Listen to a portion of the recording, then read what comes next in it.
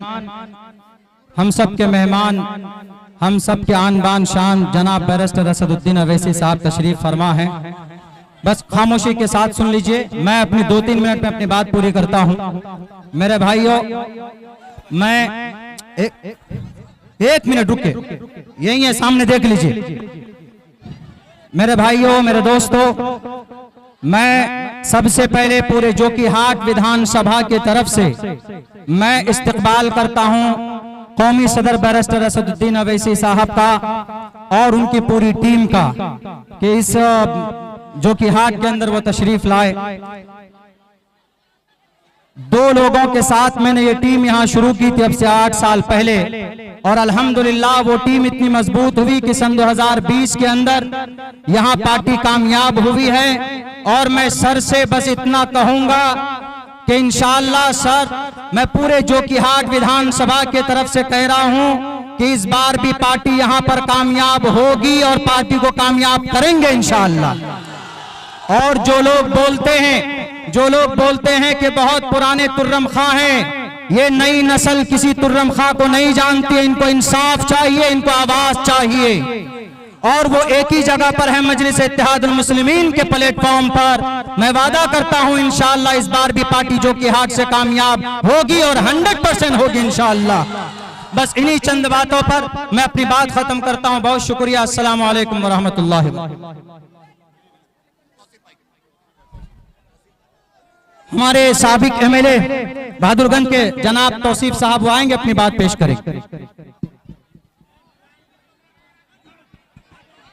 अस्सलाम वालेकुम वरहमतुल्लाहि बरकातहू। हिंदू भाइयों को नमस्कार। हमारे सदर मजलिस के सदर जनाब असदुद्दीन अवैसी साहब, प्रदेश के अध्यक्ष अख्तरुल ईमान साहब, वारिस पठान साहब, पूर्व एमएलए महाराष्ट्र माजिद हुसैन साहब, हैदराबाद के एमएलए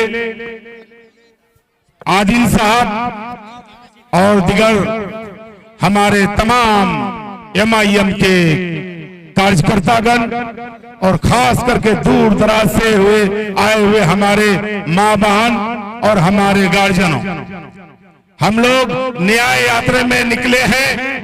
हमारा सदर अख्तरुल ईमान साहब बिहार प्रदेश के अध्यक्षता में, हमारा लीडर असदुद्दीन अवैसी साहब के मौजूदगी में सीमा अंचल में न्याय यात्रा के नाम पर हम लोग निकले हैं।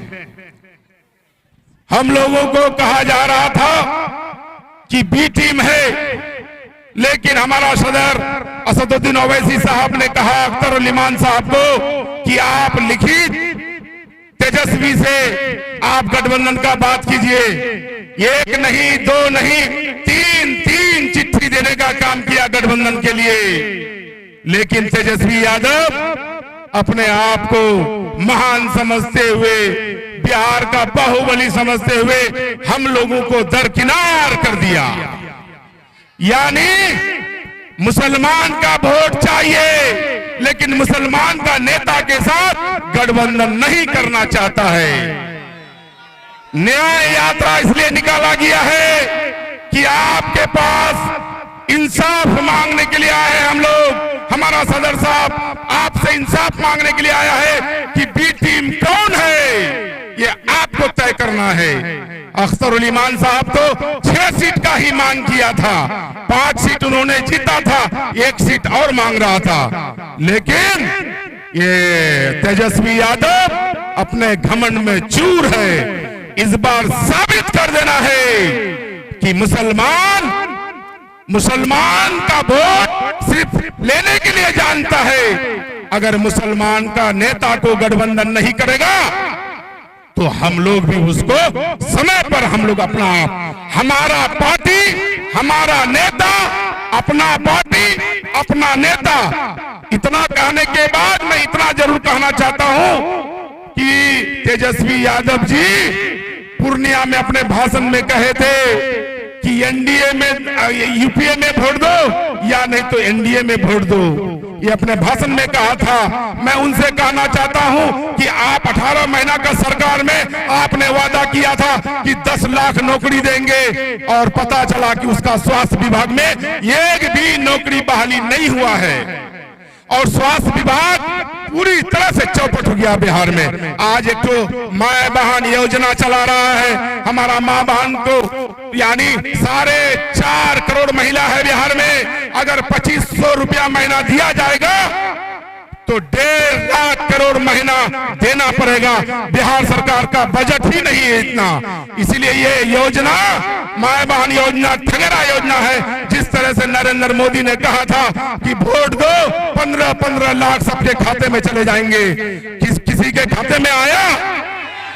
इसी तरह से माँ बहन योजना के तहत कोई पैसा नहीं दे पाएगा क्योंकि 1.5 लाख करोड़ बिहार का बजट ही नहीं है।